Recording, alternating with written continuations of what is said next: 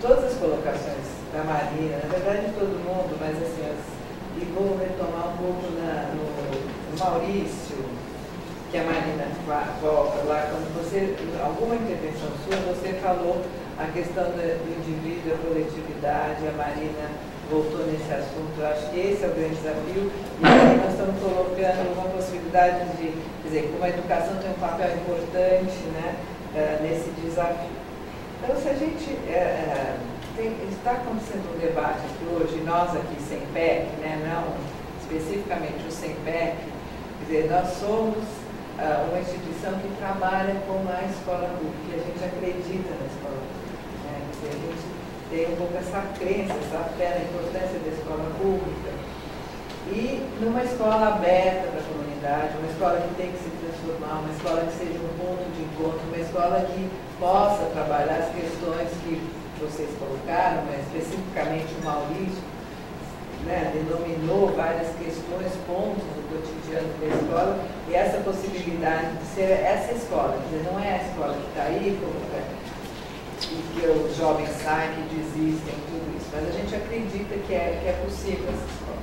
Mas o que eu ia colocar é que assim, esse debate e essas questões são tão complexas e difíceis, quando a Marina fala, o grande, e o Maurício também, o grande desafio, mas assim, é um grande problema e um alerta também é essa questão do indivíduo e da coletividade, porque hoje existe uma corrente que está ganhando força cada vez mais, vocês devem estar sabendo aí, fora do eixo, no mundo, não só no Brasil, mas no mundo, de falar que não precisa mais ter escola.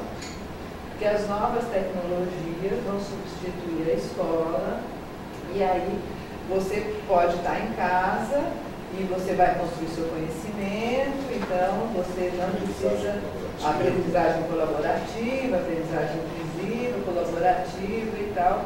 E isso, de um lado, pelas novas tecnologias, isso é um debate internacional muito forte nessa direção. E de outro lado, você tem também pais de classe média que começam a querer não pôr os seus filhos na escola, porque essa escola é essa escola que está desinteressante, desligada do mundo e tudo isso. Então se reúnem grupos de pais, gente que a gente conhece, inclusive com filho pequeno, que se reúne com grupos de pais e não querem pôr na escola e colocam num mediador, enfim, né? Eu acho assustador, porque também tem, claro, tudo isso tem sempre todos vários, não são nem só dois lados, são vários lados, né? Mas eu acho que acaba reforçando essa questão do individualismo e acaba perdendo a coesão social, porque eu acho que a gente tem hoje poucos espaços onde é possível trabalhar essa questão da coesão social. Nós temos um tecido social esgarçado, enfim, todos nós sabemos disso, né? E não é só no Brasil, no mundo acho que é uma questão. Então, tudo que a Marina falou da mídia, tudo isso que vai reforçando a competição, né? E se eu tomo na educação as grandes linhas, também está reforçando a competição, porque é o ranqueamento em termos de avaliação, acho que tem que ter avaliação, é a forma como isso está sendo usado, é as melhores escolas que ganham bônus, os professores, ou seja, você pode ter boas intenções, mas o resultado é que você está cada vez mais reforçando a competição, e a gente está aqui falando de colaboração, de trabalho colaborativo e tudo. Então, acho que assim, como é que fica? Como é que fica essa questão? E essa questão das novas tecnologias, eu estou impressionada, principalmente assim, você pega uma literatura americana, espanhola e tal, está muito forte nessa, a consequência é que a escola não precisa mais. Então, você está otimista com isso? Eu estou otimista, eu acho que a escola vive uma desescolarização sem deixar de ser escola. Essa desescolarização no sentido de, até eu lembro de uma fala do Rubem Alves, tem algumas coisas que me chamam muita atenção que ele fala, né? O seguinte, 50 minutos, né? Então, toca o sinal, 50 minutos, aí o professor faz de tudo para poder dar conta de todos os conteúdos do plano pedagógico, que não tem nada a ver com aquele território, que as escolas, né, os alunos, os educandos não se identificam, etc. Eu acho que a escola, ela forçosamente, ou naturalmente, ou por conta da contemporaneidade, né, de tudo isso, das tecnologias, ela iniciou um processo ainda sem ter essa consciência, sobretudo a consciência do próprio poder público, de que ela vive um processo de desescolarização. E você disse uma coisa muito importante, Marisa, que também me preocupa, porque a escola, a gente sente, os jovens, tem um valor afetivo de um lugar tão especial, do mesmo nível, creio eu, de um afeto pela mãe, né? Sobretudo os jovens das manchas urbanas, dos grandes centros aí, eles têm um grande amor. Eles vão para a escola, não estudam muitas vezes, passam o maior tempo para conviver com os outros, né? Com os outros que eles se identificam, mas tem essa questão que é importante. Eu acho que a escola, enquanto um lugar, ela tem uma importância muito importante, uma importância muito importante é verdade. Ela é muito importante para a socialidade. Agora, preocupa, porém, eu acho que tem que ter investimentos na formação desses educadores, para que eles possam dar conta desse processo de desescolarização, sem a escola deixar de ser escola, para ele poder passar a ser mediador. Pois não. Eu acho que tem uma discussão muito complicada. Daqui a pouco eu vou falar. Eu acho que a gente está vivendo uma crise civilizatória. Uma crise ou a gente está buscando uma nova forma? Não, nós estamos vivendo uma crise civilizatória e dentro dessa crise estamos buscando uma nova forma, pode estar emergindo junto com ela, eu espero, uma nova forma. O problema é que a gente não tem, na história da humanidade, muitos referenciais positivos em relação à crise civilizatória. Os gregos não sobreviveram a deles, os romanos não sobreviveram a deles, os mesopotâmicos não sobreviveram a deles, os egípcios não sobreviveram a deles. Correto? E se a gente for buscar na história, todas as sociedades que entraram em processo de crise civilizatória não conseguiram sobreviver. Com uma diferença, que eram crises em lugares diferentes, em momentos diferentes, envolvendo aquele povo, aquela civilização, mas enquanto isso tinha uma que estava florescendo, tinha uma outra que estava surgindo. Agora, com a globalização, até os índios isolados lá do rio Envira, lá nas cabeceiras do Envira, eles estão dentro da crise, certo? Por quê? A crise é econômica, a crise é social, a crise é ambiental, a crise é de valores e é de ideal identificatório também, certo? Então a gente está vivendo um contexto de uma crise. No contexto dessa crise, novas instituições vão surgir, se a gente vai criar um novo boom virtuoso, e para isso que estamos aqui, estamos trabalhando para isso, né? Mas a gente tem que ficar muito atento. Tem muitas coisas que elas são desconstrutivas. Eu tenho 3 filhos. Eu tenho 4 filhos. 3 que aprenderam na escola e um que aprendeu algumas coisas na escola e aprendeu muitas coisas sozinho. Certo? Mas de 4, 3, isso dá quantos por cento, né? Dos que aprenderam com esforço, com acompanhamento, né? Tem um que aprendeu muitas coisas sozinho, que é o Danilo, né? E existem muitas pessoas que conseguem essa aprendizagem sozinho. Não é a média da maioria dessas pessoas que estão aí. Se a gente não pensar num processo de uma sociedade que é capaz de fazer essa alavancagem, né, que vai quase que numa seleção natural e junta pessoas que formam o grupo fora do eixo com essa qualidade que aprende a aprender e são muito qualificados para esse mercado. Isso é algo que deve ser olhado, que deve ser aprendido. Como é que essas pessoas aprendem? O que fazem elas aprenderem? Qual é o diferencial que as leva a aprender? Correto? E isso pode dar base para uma nova metodologia, para uma nova escola, porque a escola não é um prédio. A escola são os educadores, a escola é quem aprende, quem ensina, a escola são os agentes educadores que estão externos a ela, a escola é tudo isso. Tem uma escola aqui que está se formando e nós... Porque quando a coisa está acontecendo, é difícil, Não existe uma teoria, não existe uma metodologia, mas existe uma coisa, a observação. Nós temos que começar a observar, né, nas nossas tentativas de erro e acerto para ver o que é que está emergindo aí. Agora, partir para uma desconstrução, achando que todo mundo aprende desse jeito, sem que a gente tenha descoberto essa aprendizagem, quem inventou as universidades, quem inventou a escola nos moldes que não era mais o pai, a mãe, ou o pedagogo lá que cuidava da criança, ou o eunuco, seja lá quem for, certo? É fruto de uma sistematização de um processo de aprendizagem que está em crise. Os alunos não são os mesmos, dizia um dia desse um professor de filosofia. E nós insistimos em ter a mesma escola para alunos que não são os mesmos. Então tem aí uma incongruência. Se os alunos não são os mesmos, a escola também não é a mesma. Mas qual é essa escola para esses novos alunos? Quem são esses novos alunos? Porque tem muita gente aí que, vamos ver, o que as pessoas estão produzindo? Consegue fazer uma frase? São todos que conseguem fazer uma frase no Facebook, no Orkut, não sei de quê? Qual é a qualidade desses produtos que estão gerando em termos estéticos, em termos acústicos, em termos éticos, em termos de tudo? Sem precisar que as pessoas saibam filosofia, ninguém não sei de filosofia, mas todos nós temos uma filosofia por trás do que nós falamos.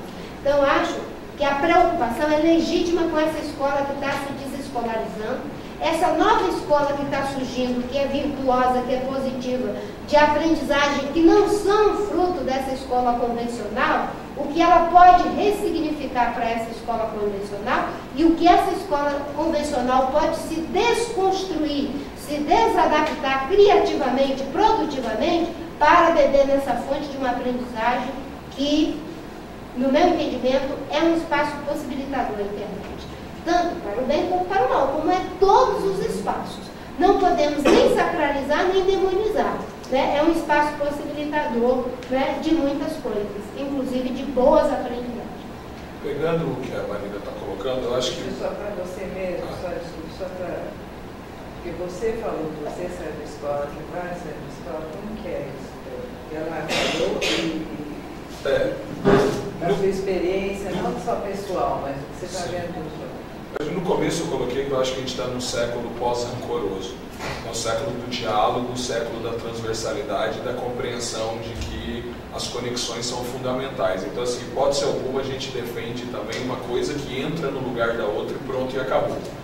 Né? Como que a gente consegue compor? Porque nessa crise civilizatória, o que eu entendo? Nós estamos num momento onde um velho mundo e um novo mundo estão se encontrando no mesmo lugar. Saca? Então, eles estão obrigatoriamente, se você quer estabelecer um pacto social, você tem que fazer com que eles convivam, tem que fazer com que eles sobrevivam em meio a essa convivência.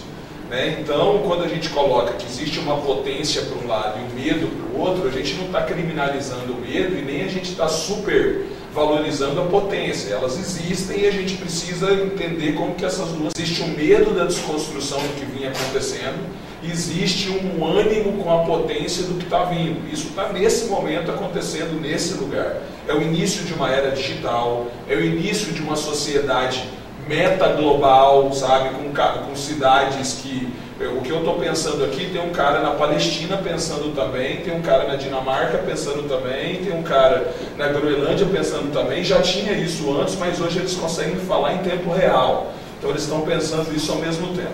Então o que eu acredito? Para mim, não é que existe uma disposição de se acabar com a escola.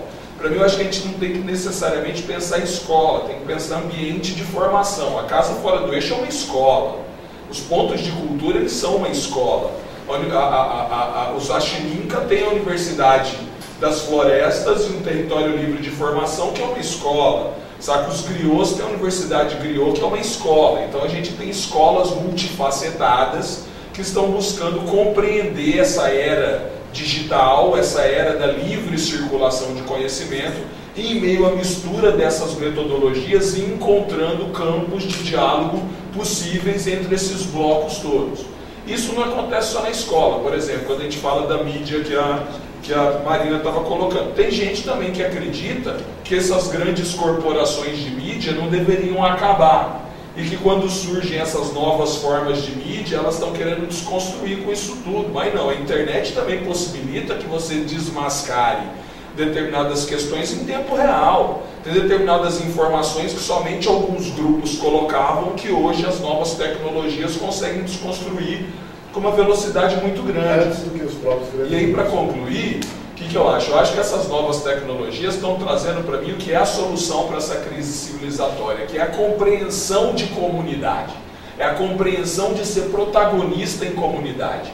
Eu acho que o que acontecia antes é você ter uma compreensão de comunidade, mas você é coadjuvante. O que acontece hoje é que você tem uma compreensão de comunidade e você sente a potência para ser um protagonista dessa comunidade. Então essa mudança de chavinha, ela auxilia pra caramba em trazer soluções e antídotos para essa crise civilizatória. Eu acho que antes a gente tinha um grande desafio, que a Marina coloca, que é o lance do ativismo autoral, que ele traz essa perspectiva autocentrada, né? De como eu, a partir da minha perspectiva, vou discutir, vou disputar o meu tempo. Eu acho que os últimos 10, 15 anos no Brasil, por uma série de fatores, pela internet, por políticas públicas, etc., conseguiu resolver algumas coisas. Eu acho que o primeiro grande desafio era como conectar esse indivíduo autocentrado, saca, desse ativismo autoral com o outro. E as políticas, eu sou de Cuiabá, por exemplo, né? Então a Marina é do Acre, eu conheço muito o Acre, estava lá esses dias, assim, a gente tem um boom nos últimos 15 anos da periferia do Brasil se sentir protagonista, né? E começar a entender que tinha que entrar nesse jogo também. Então isso se deu por quê? Porque começou o indivíduo a entender que ele precisava se conectar com outro indivíduo. Essa era a primeira solução necessária de um governo popular que a Marina participou com muita força. Depois disso, que esses indivíduos se conectaram, eles montaram os coletivos. E aí o desafio começou a ser, como que cada coletivo vai conectar com outro coletivo? Quando esses coletivos se conectaram, eles formaram as redes. E agora o desafio é como que essas grandes redes no mundo inteiro vão fazer fluxo das suas metodologias para conseguir trazer soluções para essa crise civilizatória. Então, o que era só um ativismo autoral saiu do campo do indivíduo, se transformou no coletivo, do coletivo se transformou numa rede, e essas milhares de redes pelo mundo estão dialogando, fazendo fluxo de metodologia para linkar o que veio sendo construído de positivo no velho mundo com as potências desse novo mundo para achar um caminho possível de diálogo para que essa crise civilizatória não gere de consequência uma destruição da civilização que está colocada. Só com o diálogo, entendendo os ativos do que vinha acontecendo, com as potências do que está acontecendo, que a gente vai conseguir, no meu ponto de vista, arranjar essas soluções. Eu acho que essa coisa do autoral é maravilhosa, porque a ideia da autoria de pensamento, isso dá uma autonomia para o indivíduo. Por outro lado, é como você transforma isso em coautoria. Eu acho que é o espaço. Né? A segunda coisa, você não é o autor sozinho, porque eu não consigo mudar nada. Eu sou coautor. E o colaborativo vai cada vez mais levando. Agora, né, o professor Eduardo Viola da UNB diz que essa visão reformadora, usa o termo reformador, né, ele acha que é uma média de 20% no planeta, que tem essa propensão, né, para a gente falar de números, tem essa propensão, não é que já é todo mundo assim. E que isso é o grande potencial, porque as grandes transformações não foi uma maioria absoluta que se convenceu, certo? Existe uma força que ela atinge um ponto ótimo, esse ponto ótimo é o ponto de potência, quando é o ponto de potência, ele dá aquilo que a gente chama de virada, né? Ruptura de campos, como alguns usam, como falam, lembra o Fábio Benjamin. Mas tem uma coisa aqui que eu queria ler, porque eu acho que a gente está vivendo um momento fantástico dessa crise que a gente está vivendo. Um textinho de uma pessoa chamada Ricardo Goldenberg, de um livro muito interessante chamado Política e Psicanálise. E quem quiser ler, é muito interessante para quem quiser se aventurar no caminho da política no século XXI. Bem, ele diz o seguinte, falando sobre a questão dos momentos em que tem essa possibilidade de viragem, né? Aí ele diz, o leão só salta uma vez, diz os caçadores, para significar que não terão segunda chance se atirarem fora da hora. O instante não dá outra oportunidade. A surpresa cobra soluções de improviso no seu susto. Nós estamos diante de uma surpresa, com algo que está se desconstruindo. Essa surpresa está cobrando soluções de improviso no susto que nós estamos levando, certo? Agora, a gente pode improvisar mal ou a gente pode improvisar bem. Por quê? Nesse momento é o momento da gente trabalhar a descontinuidade produtiva desse sistema que está aí, na educação, na geração de energia, em vários aspectos. É de provocarmos uma espécie de desadaptação criativa. Nós estamos adaptados a fazer assim, assim, assado, certo? Qual é a desadaptação criativa que pode ser feita em vários aspectos do que nós estamos adaptados? Isso exige de nós uma certa capacidade que não acontece porque a gente quer, mas eu acho que o que a gente está fazendo aqui já é um bom indício disso, é de a gente se desidentificar com o que está estagnado. A desidentificação não é um ato de vontade. A desidentificação é algo que acontece. Você simplesmente, caramba, eu não sou tijolo. E aí nunca mais eu vou conseguir me ver como um tijolo. Eu me desidentifiquei da minha condição de tijolo. Nós estamos nos desidentificando desse sistema. Esse sistema está estagnado em vários aspectos. Agora, se desidentificar não significa ir para as nuvens, para a estratosfera. Tem muitas coisas que vão ser preservadas. Nenhum sistema se levanta em cima de nada. Qualquer sistema, para se erguer, ele precisa preservar algo, integrar esse algo. E nesse momento, esse ponto de viragem, né, está exigindo da gente essa coisa, né? Eu digo que eu estou persistente, mas eu estou animada. As pessoas pensam que eu sou uma velha saracoteando, e eu estou saracoteando mesmo, com essas coisas que estão acontecendo, e as pessoas não entendem. Um dia desse o repórter insiste, mas senadora, a senhora está no ostracismo, e não sei o quê, como é que faz? A senhora desperdigou todo o ostracismo, 100% dessas coisas que estão aí.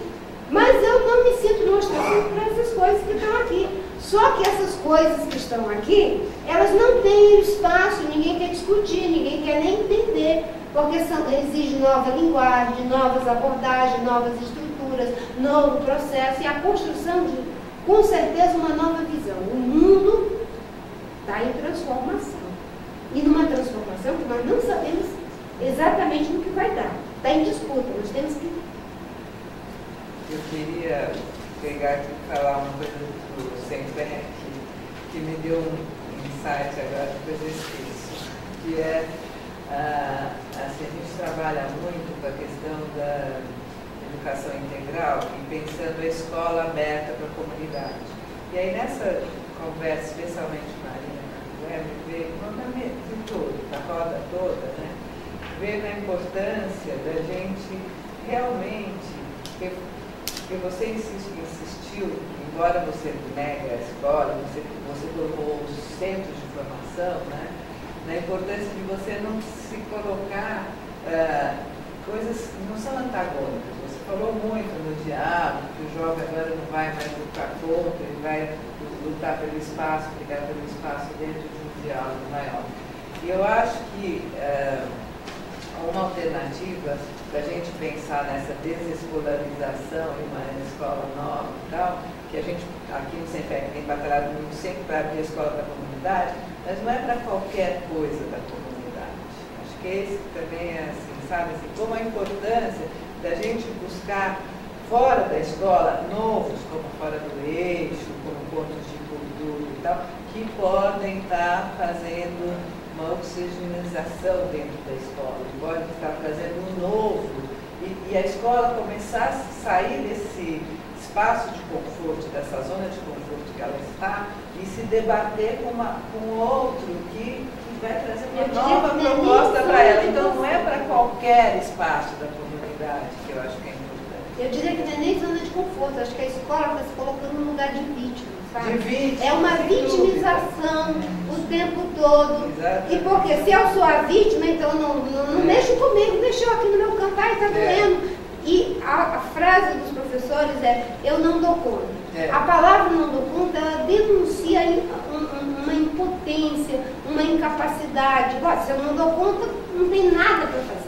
Certo? Se você diz, eu não sei, eu não posso, você já disse, eu não sei, eu posso aprender. Se eu não posso, eu posso poder. Agora, não dou conta, me coloca numa condição de um sujeito que não tem saída, fazer. correto? Ou então as pessoas ficam se queixando. Ah, mas o salário. Ah, mas a formação. Ah, mas essa comunidade. Ah, mas esse menino chato. Ah, mas tudo isso. Então, a queixa também é paralisante. A queixa é estagnante. Como é que a gente substitui a cultura da queixa pela cultura de o que eu faço com isso? Certo? Da potência, que não é de onipotência também, né? E esse olhar, o Edgar Morin fala que no começo a mudança é apenas um desvio e a gente tem que ver quais são os desvios que a gente quer prosperar. Esse agente tem um recorte, não é? Tem gente que tá bom, o desvio aí, vamos tudo pro caldeirão do Hulk, sei lá, a mudança climática, toca fogo no planeta. Mas tem outros desvios. Aí você diz, né? Não é qualquer coisa na comunidade. Tem algumas coisas que fortalecer essas ONGs Exato. que têm o potencial de trabalhar com novas propostas e trabalhar junto com a escola. Quais são os bons papel desvios, né? Trabalhar as ONGs nessa direção.